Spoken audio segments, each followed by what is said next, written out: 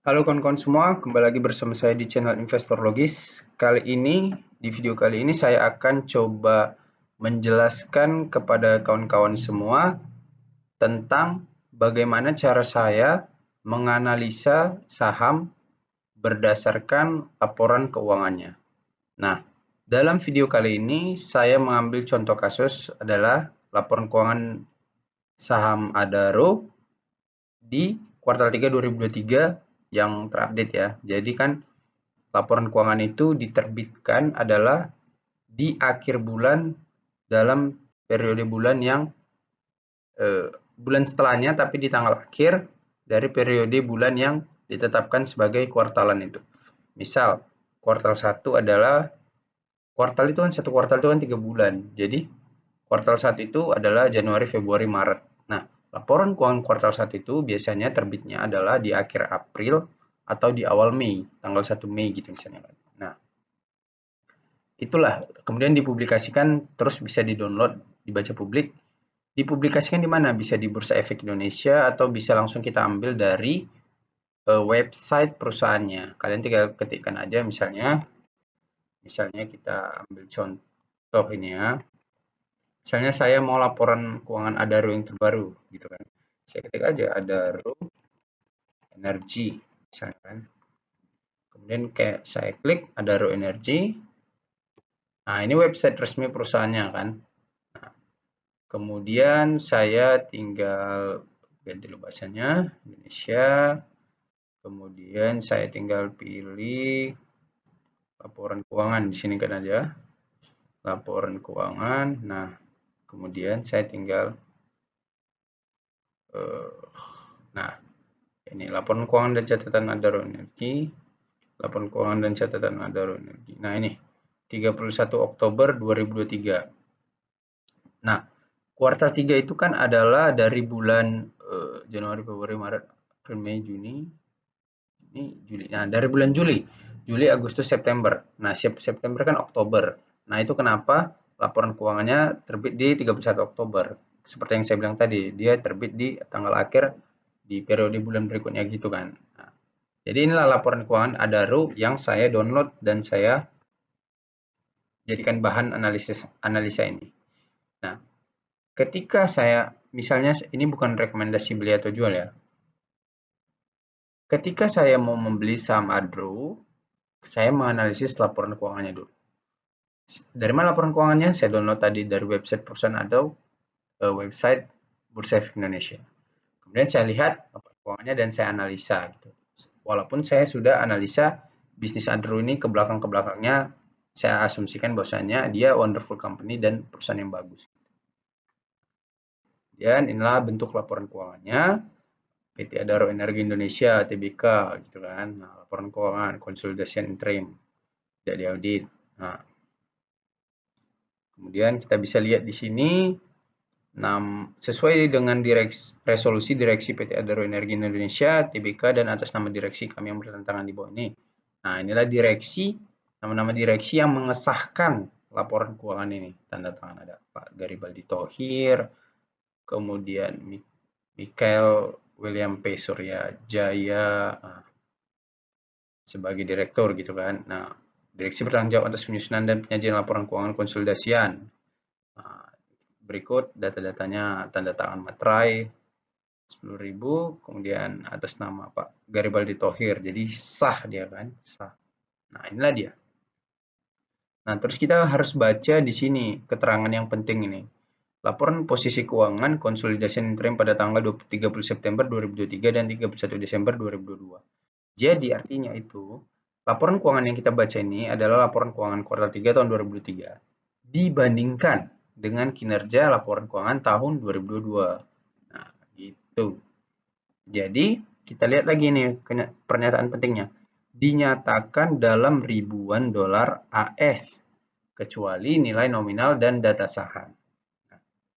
Artinya, apa artinya dinyatakan dalam ribuan dolar AS?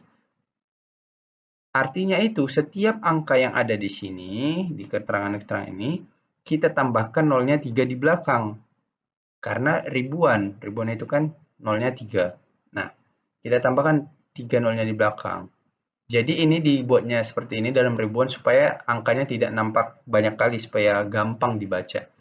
Jadi kalau kita lihat di sini ada 3,4 juta sekian ini kan, ini kita baca 3,4 M karena nolnya tambah 3 di belakang.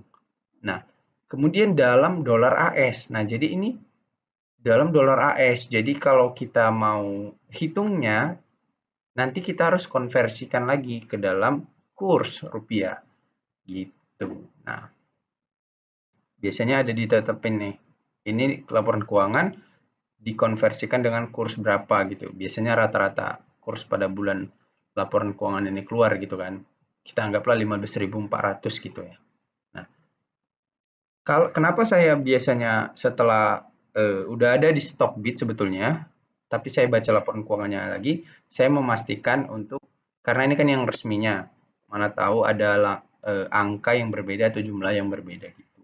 Nah, enaknya kalau kita pakai Stockbit, data keuangan yang harusnya kita konversikan lagi, kita kalikan lagi dengan kurs rupiah, di Stockbit dia udah dalam bentuk rupiah. Nah, misal,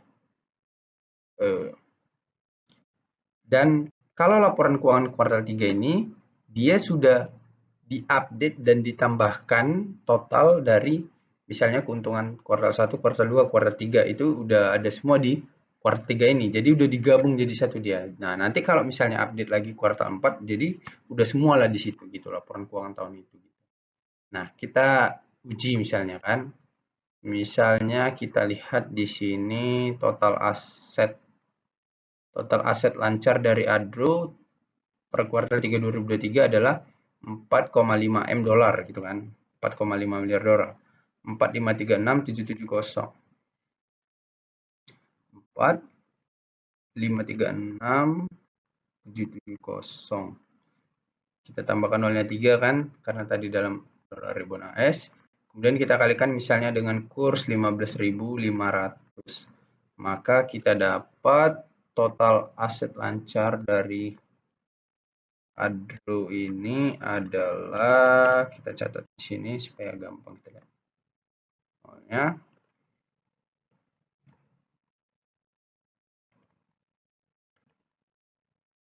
Nah, kita dapat maka 70,3 triliun.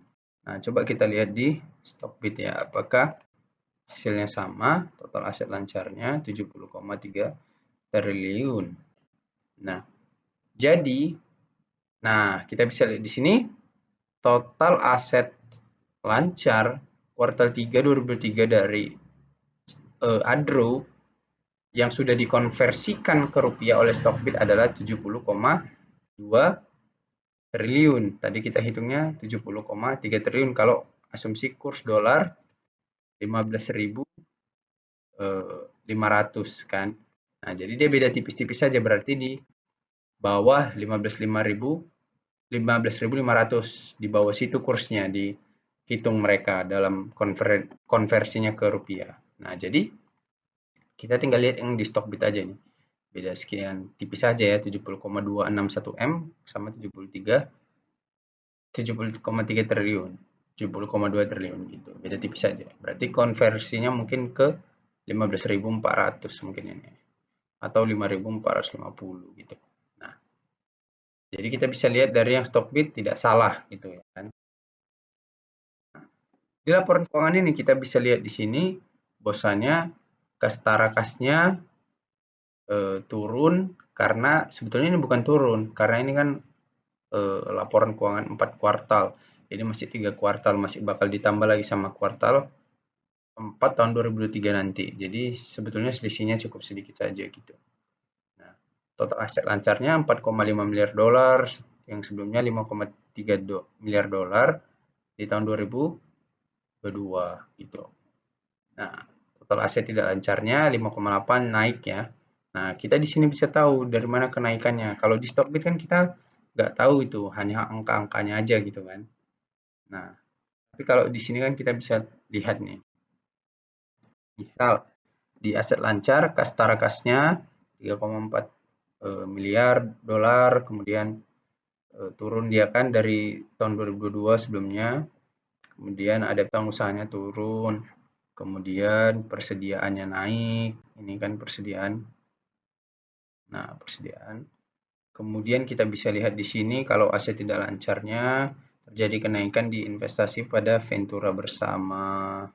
Nah, kemudian kita lihat lagi terjadi kenaikan yang cukup drastis di sini aset tetap. Nah, dari sebelumnya 1,4 miliar dolar jadi 1,6 miliar dolar. Kemudian selainnya hampir mirip-mirip aja, tidak ada perubahan yang cukup signifikan. Nah, setelah itu kita lihat total asetnya 10,7 miliar dolar, sebelumnya jadi 10,394 miliar dolar. Terus kita lihat liabilitasnya, utang usahanya. Utang usahanya naik ya kan dari 333 jadi 418. Utang dividennya turun. Mungkin karena udah dibagikan dividennya kan. Beban yang masih harus dibayar naik, kemudian liabilitasnya. Nah, yang perlu kita perhatikan mungkin utang usaha ini ya. Utang usaha ini satu, utang dividen ini kan toh juga bakal untuk jadi kita sama kita juga investor gitu kan. Kemudian beban yang masih harus dibayar, liabilitas imbalan kerja, kecil-kecil nih. Utang pajak, nah ini, pajak penghasilan badan. Dia sebelumnya dari 1,1 miliar dolar, jadi tinggal hanya 70 juta dolar. Kecil kan? Dari 1,1 4 miliar dolar jadi 70 juta dolar. Tinggal utang pajak dalam hal pajak penghasilan badan. Nah, jadi artinya dia sudah bayar. Jadi kesimpulan kita adalah laporan keuangan tahun 2023 ini mungkin terjadi pengurangan dari sisi liabilitas. Itu menguntungkan kita karena utangnya semakin berkurang kan. Nah, utang banknya nambah sedikit ini dari 142 juta dolar jadi 260 juta dolar. Gitu. Nah, terus kita lihat di sini utangnya, total liabilitas jangka pendeknya terjadi penurunan yang sangat signifikan dari sebelumnya 2,4 miliar dolar jadi 1,1 miliar dolar. Terjadinya di mana? Nah, di sini di pajak penghasilan badannya dibayarnya. Gitu. Kemudian kita lihat di sini tidak ada yang cukup berubah liabilitas jangka panjangnya gitu. Nah, kita lihat total liabilitasnya turun sekali nih dari 4,2 miliar dolar jadi 2,9 miliar dolar. Itu kan tentu hal yang bagus. Kenapa? Karena artinya mereka bisa bayar hutang mereka kan. Dan cukup besar pembayarannya gitu. Ekuitasnya naik. Jadi artinya modal kerjanya naik. Nah, itu sesuatu yang bagus. Liabilitas turun, ekuitas naik. Nah, itu kan hal yang positif gitu. Nah, ekuitasnya jadi 7,4 miliar dolar gitu. Nah, kalau kita lihat di sini di Stockbit ekuitas Adro per kuartal 3 2023 adalah 114,7 triliun tadi kalau dikurskan kan sudah dikonversikan ke rupiah. Nah, 114,7 triliun ini supaya kita tahu harga wajar Adro ini berapa, maka kita tinggal bagikan ke saham beredarnya 32 miliar. Maka dapatlah 114 768 dibagi 32 miliar lembar saham. Maka dapatlah harga wajar Adro di 3.586. Kita anggap aja lah 3.500 ya kan harga wajarnya. Terus kita bandingkan dengan harga hari ini misalnya. Kalau kita mau beli di saham Adro di harga hari ini. Tentu saja kita kan sudah dapat diskon karena dia dijual di bawah harga wajarnya. Saham sekelas Adro, Wonderful Company dijual di bawah harga wajarnya. Itu kan sesuatu hal yang luar biasa bagi dividen lagi secara rutin. Harga sahamnya 2.440 misalnya kan. 2.440. Kemudian harga wajarnya 3.500. Maka kita kalau beli Adro di harga saham 2.440, kita dapat di PBV 0,69 kali atau 0,70 kali lah kita. Nah, jadi kan ini kita dapat diskon kawan-kawan. Kita beli saham sekelas Adro, Wonderful Company Adro di nilai buku 0,70 kalinya gitu. Jadi kan kita dapat diskon yang cukup besar, itu sekitar 30% kita dapat diskon dari harga wajarnya. Kalau dia kembali ke harga wajarnya, maka kita potensi untung sekitar 30%. Tambah lagi dividen yang mau dibagikan. Kalau kita averaging down lagi, seandainya harga sahamnya turun lagi, maka makin besarlah margin keuntungan kita kan gitu. Baik dari sisi dividen atau dari sisi capital gain-nya. Nah, itulah pentingnya kita untuk mengetahui laporan keuangan, kita cocokkan dengan data dalam hal ini saya pakai Stockbit. Nah, lagian kalau kita baca laporan keuangan kan kita jadi ngerti nih. Nah, ini kan kita bisa lihat nih. Tadi kita tahu modalnya naik, Adro kan, ekuitas ini kan modal kan dari 6,5 miliar dolar jadi 7,4 miliar dolar. Kemudian hutangnya turun, total liabilitas kan ini hutang kan. Nah, asetnya turun sedikit, jadi kita tahu asetnya turun ini karena mereka juga bayar hutang, itu kan hal yang bagus. Ekuitasnya jadi naik, kemudian kita lihat di sini ya pendapatan usahanya. Tahun sebelumnya 5,9 miliar dolar, ini 4,9 miliar dolar, tapi ini dalam 4 kuartal udah kan, ini masih 3 kuartal. Beban pokok pendapatan, kita bisa lihat di sini beban pokoknya cukup naik, laba bruto, laba usaha, nah biaya keuangan, kita jadi tahu apa sih yang mengecilkan margin NPM-nya, net profit marginnya Adro ini adalah beban pokok pendapatannya yang cukup besar gitu. Kemudian beban usahanya berapa, laba usahanya berapa, kita jadi tahu gitu. Nah, jadi kita tahu untuk mengasumsikan ke dividen kah atau ke labanya, kinerja keuangannya. Nah, ini laba per sahamnya per kuartal 3 2023 ini adalah 0,03941 gitu kan, 0,039 0,03941 gitu kan, dikali kurs mungkin 15.400 misalnya, ya udah berarti laba per sahamnya 606,914, kita anggap aja lah 606. Nah, ini laba per sahamnya sampai dengan kuartal 3 2023 gitu. Nah, kalau kita lihat data di Stockbit misalnya, apakah angkanya sama misalnya laba per sahamnya. Nah, kalau di Stockbit mereka kuartal 1, kuartal 2, kuartal 3-nya itu dipisah untuk dari sisi laporan keuangannya. Nah, 214,47 ditambah 195,32 tambah 180,38. Nah, beda tipis ya, berarti kursnya. Tadi kan kita hitung kira-kira di 606, ini 590. Nah, jadi beda tipis ya. Nah, jadi itu pentingnya menganalisis laporan keuangan. Mungkin dari sisi Stockbit juga mereka kerendahan nilai kursnya. Dan Adro mungkin di kurs yang stabil gitu, 15.500 atau 15.400 gitu. Jadi itu pentingnya kita untuk membaca laporan keuangan dan membandingkannya dengan data keuangan di aplikasi lainnya. Yang jelas begitulah cara membaca keuangannya. Saya ngelihatnya itu ya sederhana aja. Saya lihat aset lancarnya berapa. Misalnya terjadi penurunan yang cukup signifikan, di mana penurunannya. Ini kan jadi ketahuan di kas tarakasnya turun gitu dari periode sebelumnya. Kemudian misalnya aset tidak lancarnya naik, di mana kenaikannya? Ini di investasi pada Ventura bersama, kemudian di aset tetap, ya kan? Nah, liabilitas, utangnya gimana? Utangnya turun dari sebelumnya 2,4, dari sini. Di mana penurunannya? Kita lihat di sini, oh utang dividennya dari besar sekali 532 juta dolar jadi 1 juta dolar aja, berarti dividennya dibagi, ya kan? Berarti mereka kalau sampai masukkan utang dividennya berarti memang komitmen untuk bagi dividen kan? Utang usahanya naik sedikit gitu. Kemudian utang banknya naik sedikit. Nah, saya tahu jadi liabilitasnya itu dari mana, utang apa yang naik, bagaimana